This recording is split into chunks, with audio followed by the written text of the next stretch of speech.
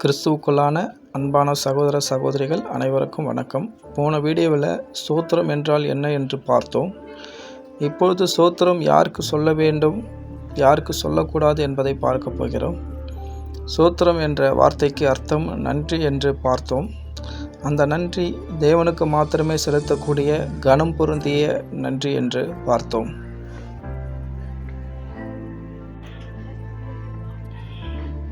இப்போது ஸ்தோத்திரம் என்ற வார்த்தையை அநேக கிறிஸ்தவர்கள் மற்ற கிறிஸ்தவர்கள் நண்பர்களிடத்தில் சொல்கிறாங்க.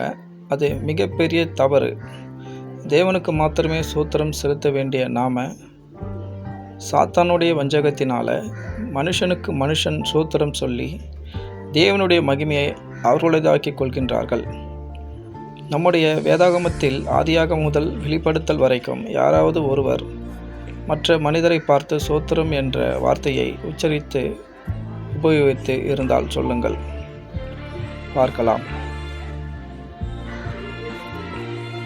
அப்படியானால் மற்றவர்களை பார்த்து நாம் என்ன சொல்வது என்ற ஒரு கேள்வி உங்களுக்கு இருக்கலாம். இதற்கு பதில் என்னவென்றால், நம்முடைய தமிழர்களுடைய பாரம்பரியத்தின்படி வணக்கம் என்று சொல்லலாம். இல்லையென்றால் நீங்கள் படித்தவர்களாக இருந்தால் ஆங்கிலத்தில் பிரைஸ் தி லார்ட் என்று சொல்லலாம். அனைவரும் பிரைஸ் தி லார்ட் என்று சொல்வது சரியான அல்லது சிரமமான காரியமாக இருக்கும்.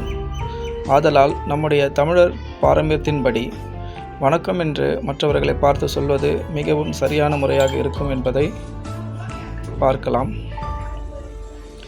வழியிலே நின்று பூர்வ பாதை எவையென்று கேட்டு விசாரித்து நல்ல வழி எங்கே என்று பார்த்து அதிலே நடவுங்கள், அப்பொழுது உங்கள் ஆத்மாவுக்கு இளைப்பாறுதல் கிடைக்கும் என்று கர்த்தர் சொல்லுகிறார். அவர்களோ நாங்கள் அதிலே நடக்க மாட்டோம் என்கின்றார்கள் என்ற வேத வசனத்தை எரேமியாவில் பார்க்கிறோம். இது உங்களுக்கு சரி என்று தேவ ஆவியினால் புரிந்து கொண்டவர்களானால் தேவனுக்கு மகிமை செலுத்துங்கள், மற்றவர்களுக்கு இதை பகிருங்கள். நன்றி.